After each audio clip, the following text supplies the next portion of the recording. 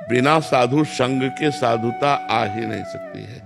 कोई भी साधन किया जाए उसमें अहम की प्रधानता होती है, अहम कर्ता भाव की प्रधानता होती है।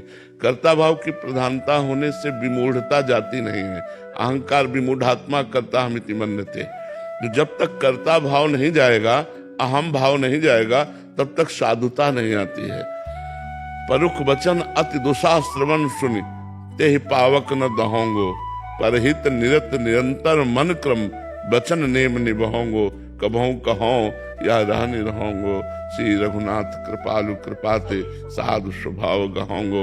ये जो हमारे अंदर तितिक्षा है, सहनशीलता है, साधु का सबसे बड़ा गुण भगवान कपिल देव जी ने पहला गुण बताया, तितिक्षवाह कारुणिकाह। तितिक्षवाह सहनशील, इसी में पूरी साधुता आ जाती है। सहनशील, आशय उदार, धीरज सहित विवेकी, विवेकवान, धैर्यवान। और धैर्यवान उसे कहते हैं जो जनेंद्रिय और रसेंद्रिय के वेग को सह ले। जनेंद्रिय और रसेंद्रिय के वेग को सहने वाला धैर्यवान।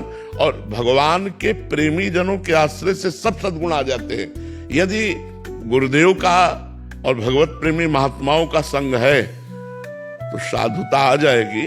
नहीं तो भजन करने से भगवान मिल सकते, लेकिन उद्दंडता नहीं जाएगी, साधुता नहीं आएगी। जैसे चित्रकेतु ने भजन के बल से भगवान संकर्षण से विद्याधर की पदवी प्राप्त की और विमान प्राप्त किया, लेकिन उद्दंडता नहीं गई।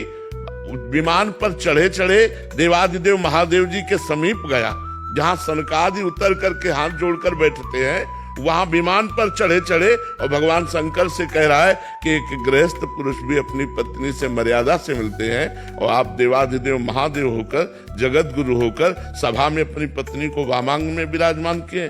माता जी ने कहा, अभद्र दृष्टि रखने वाला, जा तू राक्षस योनि को प्राप्त हो। तो वृत्तासुर के रूप में वही चित्रकेतु तो देखो उच्च पदवी को प्राप्त हो गया, लेकिन उद्दंडता नहीं गई, साधुता नहीं आई।